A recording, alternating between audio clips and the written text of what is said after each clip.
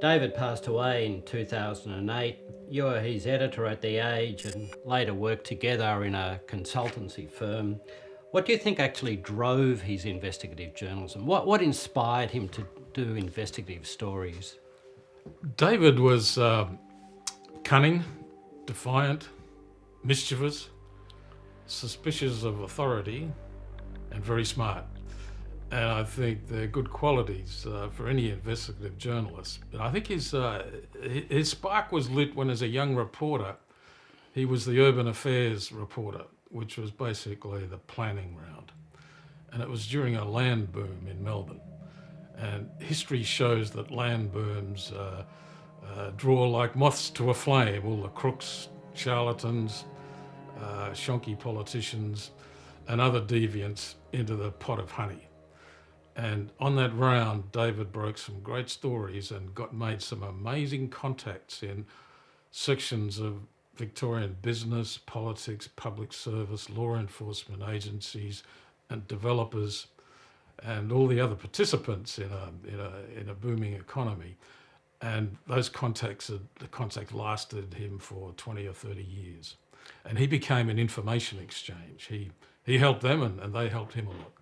What was it about him that made them do that? I think he had an astonishing ability to collate, analyse and synthesise large amounts of information. I think he taught police in the fraud squad a few things about how to discover things and boil facts from large amounts of paper. And I think that impressed everyone he came across. And he could sift through huge amounts of information and get to the nub of an issue very precisely. And I think that impressed everyone he came across, not just his colleagues, but his contacts as well.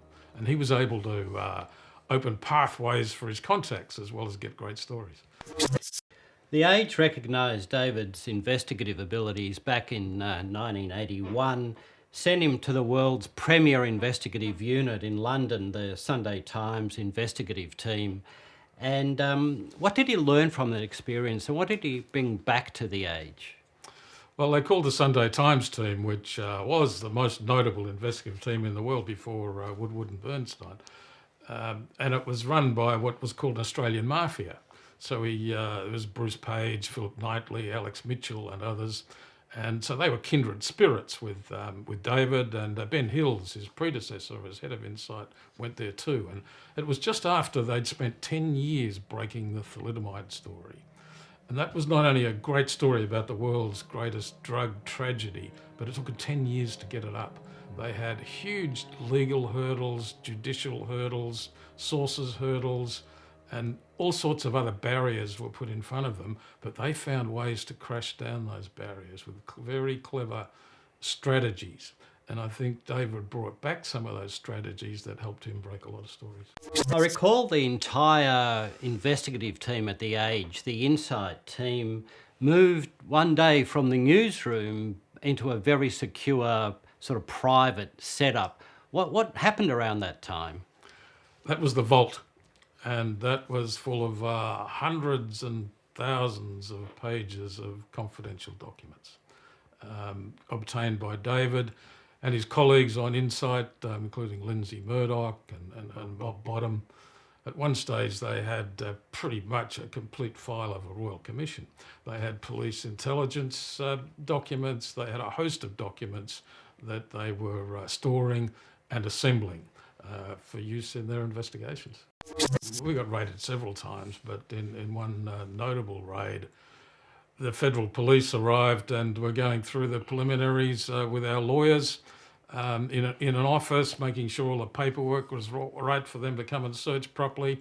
And while they were delayed in that conversation, we had a truck come pick up the documents, take them down the goods lift, and told the driver to keep driving, don't stop, keep driving around town until we tell you to come back. Well, on other occasions, we would publish from documents, and then give them to the law enforcement agencies and tell them, look, this is what's happening. You should be acting on this.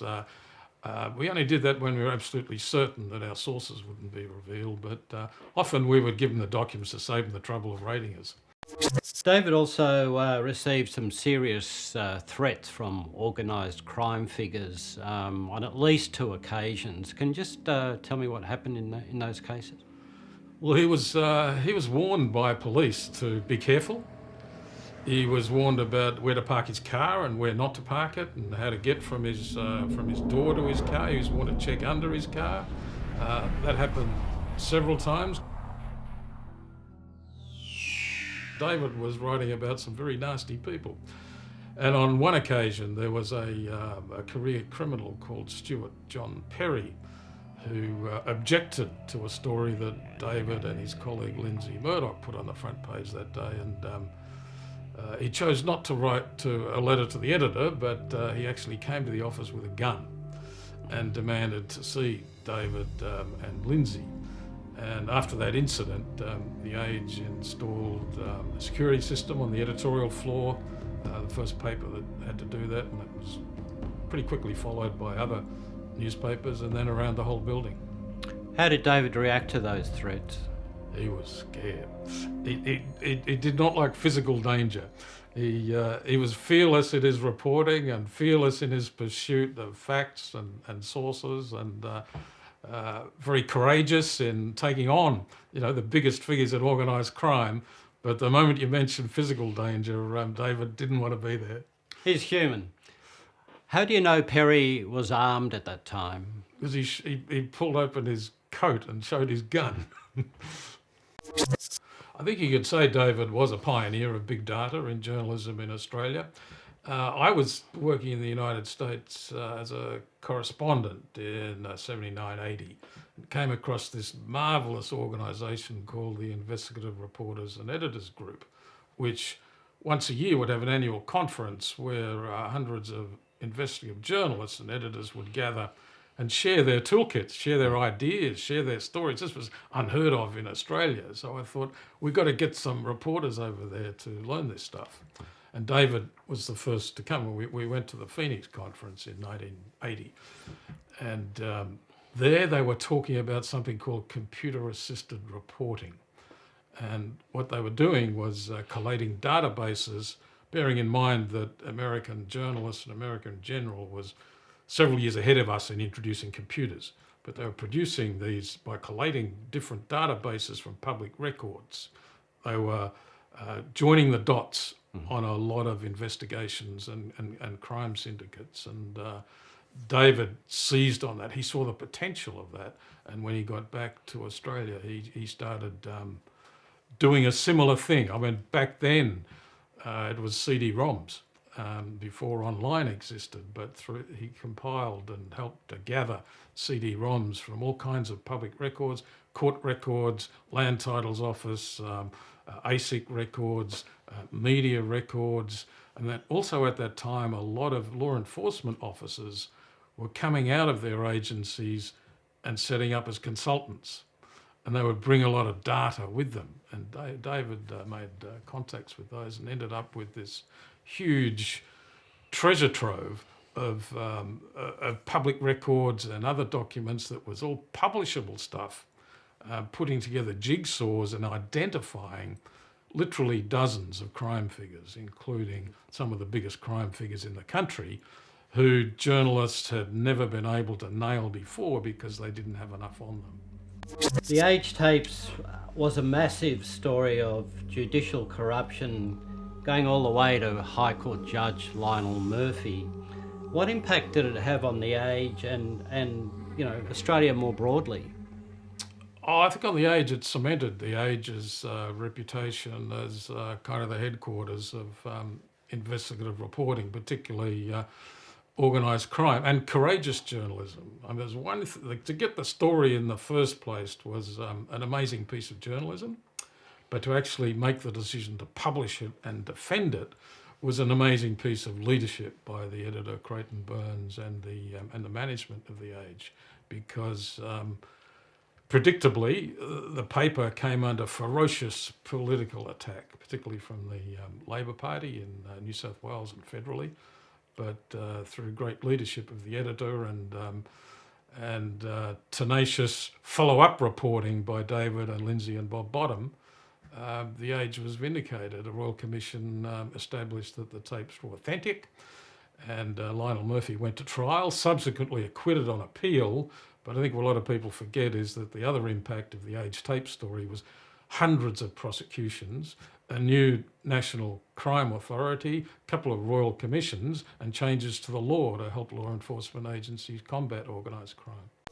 More broadly, though, does investigative reporting always have this kind of backlash, and does it always upset somebody? Oh, you're not going to do decent investigative reporting unless you get up people's noses. I mean, that's really the one of the whole points of it. And you've got to have the courage and the leadership backing, and even and ultimately the corporate backing of your organisation to withstand that sort of pressure.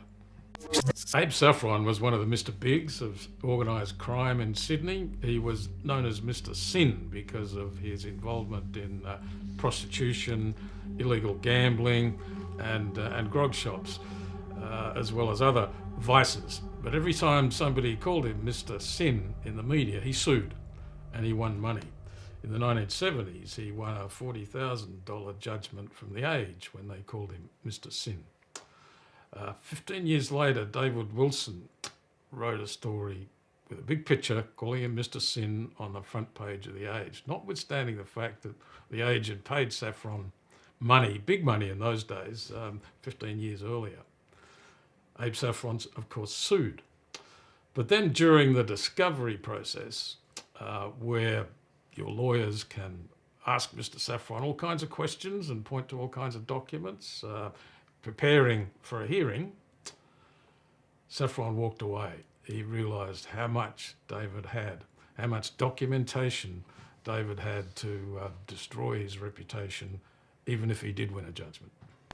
You've got to have good reporters for a start, but you've got to support them. You've got to have editors and managing directors who support that kind of journalism, which is the essence of great newspaper journalism, great media journalism.